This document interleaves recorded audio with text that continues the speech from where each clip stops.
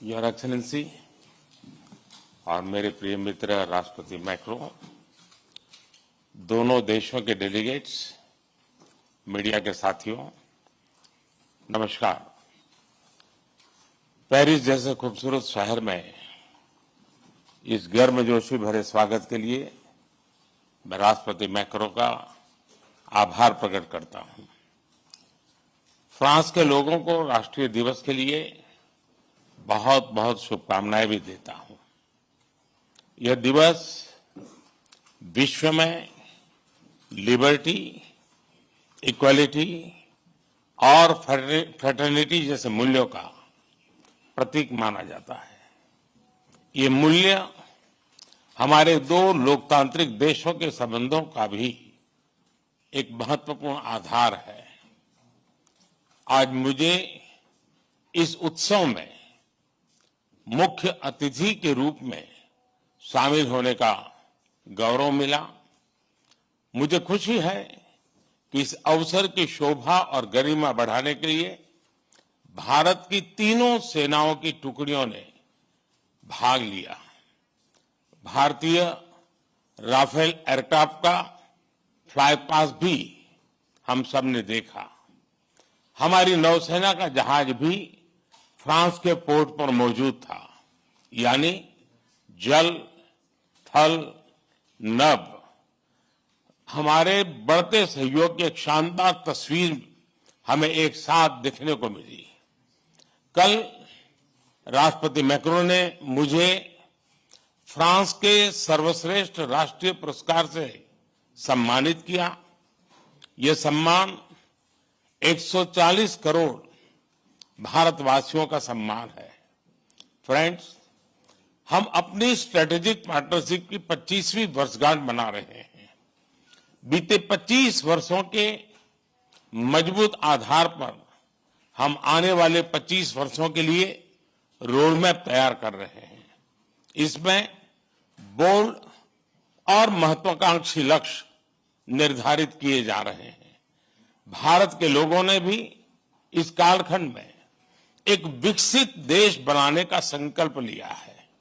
इस यात्रा में हम फ्रांस को एक नेचुरल पार्टनर के रूप में देखते हैं। 2 दिनों में हमें आपसी सहयोग के सभी क्षेत्रों पर विस्तार से बात करने का अवसर मिल रहा है।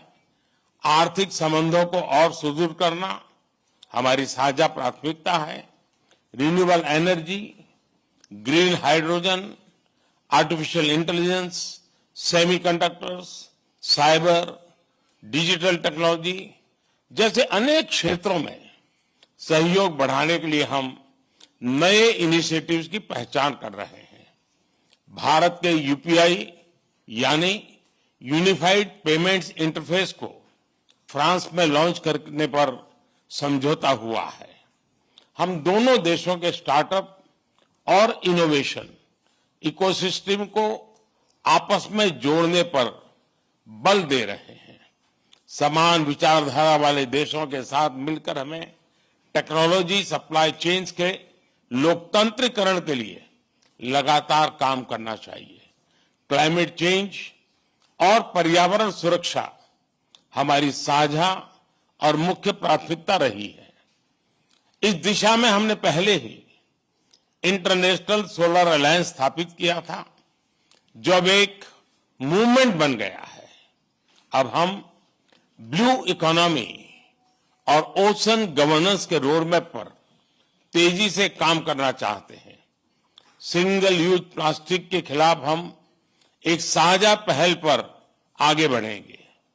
इंडियन ऑयल और फ्रांस की टोटल कंपनी में एलएनजी के निर्यात के लिए जो लॉन्ग टर्म एग्रीमेंट हुआ है, मैं उसका स्वागत है। इससे हमारे क्लीन एनर्जी ट्रांजिशन के लक्ष्यों को बल मिलेगा। अब से कुछ देर बाद हम भारत फ्रांस सीईओज फोरम में भी हिस्सा लेने वाले हैं। दोनों देशों के बिजनेस प्रतिनिधियों के साथ आर्थिक सहयोग मजबूत करने पर विस्तार से चर्चा होगी। फ्रेंड्स, रक्षा सहयोग हमारे संबंधों का एक मूलभूत स्तंभ रहा है। यह दोनों देशों के बीच गहरे आपसी विश्वास का प्रतीक है।